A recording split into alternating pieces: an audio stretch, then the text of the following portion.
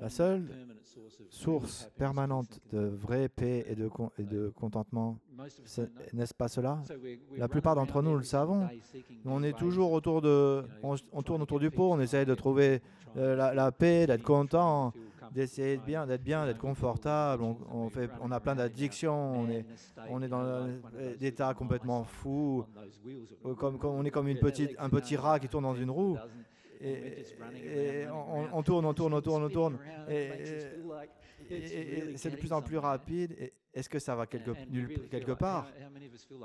Combien d'entre nous, on pense qu'on est complètement occupé dans notre vie et nous ne sommes toujours pas heureux, on n'est toujours pas en paix, on n'est toujours pas content, satisfait.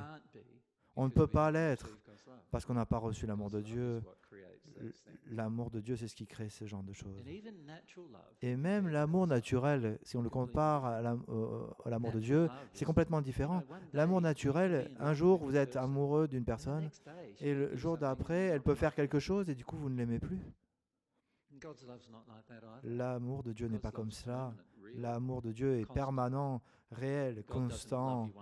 Dieu ne vous aime pas un jour et l'autre jour et il vous aime plus et dit ouais, je suis pas intéressé dans Nikki.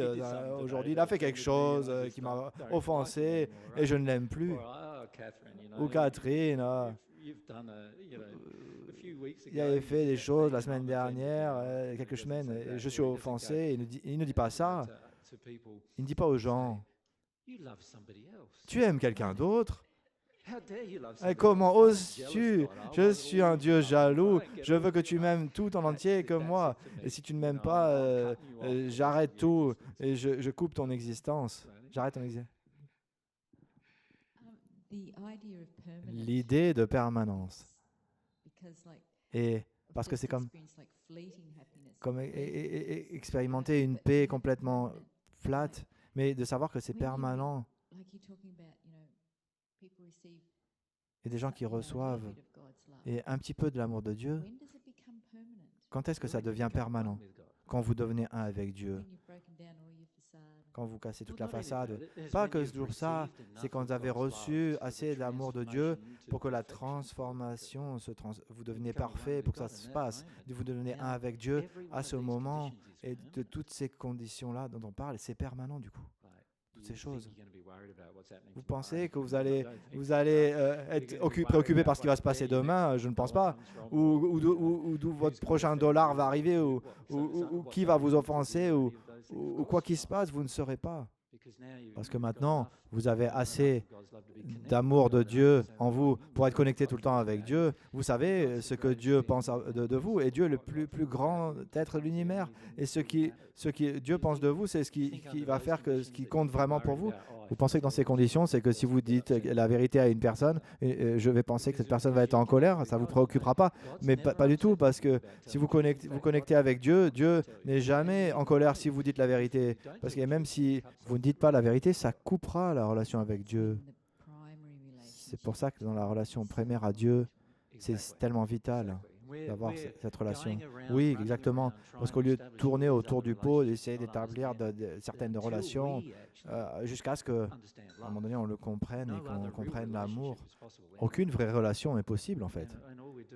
Et tout ce qu'on fait, c'est qu'on se trompe nous-mêmes en pensant qu'on peut obtenir quelque chose de cette relation que seulement Dieu est capable de nous offrir, alors que tous les autres non. Il n'y a pas de permanence dans toute autre chose que l'amour de Dieu. Et en fait, une fois que vous avez reçu l'amour de Dieu, vous devenez immortel. Avant que vous receviez l'amour de Dieu, l'immortalité n'est pas une option pour vous. Mais quand vous recevez l'amour de Dieu, l'immortalité est une option. Ce n'est pas seulement une option. Dès que vous avez reçu l'amour et que vous êtes un avec Dieu, c'est une condition permanente. Et vous êtes conscient de votre propre immortalité. Et en d'autres mots, vous êtes dans un état où vous allez n'importe où dans l'univers en sachant qu'il n'y a rien qui peut vous arriver. Et rien ne peut être fait pour vous détruire votre âme. Est-ce que vous auriez un corps physique ou pas? Ça n'importe peu. Vous êtes une âme en fait. Vous pouvez avoir 100 corps différents dans cet état. Et aucun de ces corps ne compte pour vous parce que vous allez expérimenter beaucoup plus d'input sensoriel, d'informations sensorielles que ce que vous auriez de tous vos sens physiques. Donc vous n'allez pas être focalisé sur votre existence physique parce que votre existence physique est juste une façon pour votre âme, que votre âme s'exprime dans le monde physique. C'est tout ce que c'est. C'est pas « Ah, j'ai peur parce que si je perds ce corps physique, cette existence physique, je vais perdre plein de choses. » Non, vous n'allez rien perdre. Vous ne serez pas perdu de perdre votre existence physique. Ah, mais donc du coup, j'ai expérimenté cette expérience physique et vous traversez ce qui se passe dans ce siècle à peu près de votre vie et vous serez en complète harmonie avec tout. Vous savez ce qui se passe. Vous n'avez pas peur. Okay? C'est un état assez sympathique. Et il n'y a que l'amour de Dieu qui vous autorise à avoir cet état. Seulement l'amour de Dieu.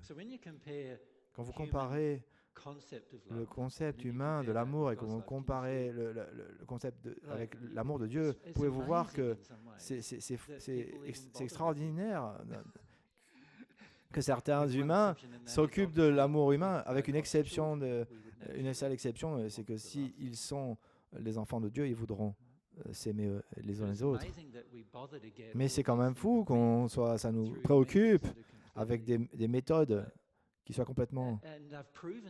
Et elles ont été prouvées. Si vous posez la question aux 7,2 milliards de gens, allez, disons vous faites un petit sondage et vous leur demandez combien d'entre eux sont vraiment, vraiment, vraiment heureux.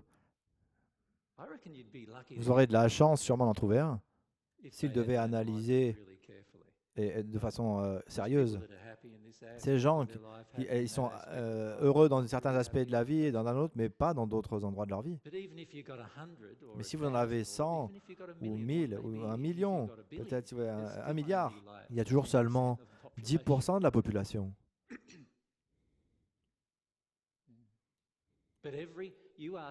Mais si vous posez la question à tous les êtres célestes où ils sont, et si vous faites ce sondage s'ils sont heureux, vous savez combien?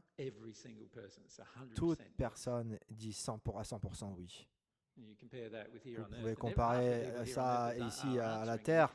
Il y a d'autres gens qui vont vous le dire et ils mentent par rapport à leur réponse et ils ne peuvent pas supporter qu'ils ne le sont pas heureux. Mais ce n'est pas ce qui se passe dans les sphères célestes. Tout le monde vous dit la vérité à 100%. Et c'est un 100% oui quand ça arrive à l'amour de Dieu. Quand il arrive à Dieu et l'amour de Dieu. Il y a tellement de force et de puissance dans ça quand on voit que c'est réel. Vous voyez? Et c'est difficile quand vous commencez. C'est difficile à voir que la vérité de Dieu, l'amour de Dieu est réel parce que vous n'avez pas vraiment expérimenté. Vous avez un peu expérimenté ici ou un petit peu ici. Et une autre expérience, ça vous a pris 6 mois à l'avoir. Et malheureusement, ce qu'on ne comprend pas, comment c'est essentiel pour le reste de notre existence et comment c'est important pour notre développement. Mais quand on le fait, alors on commence à prier.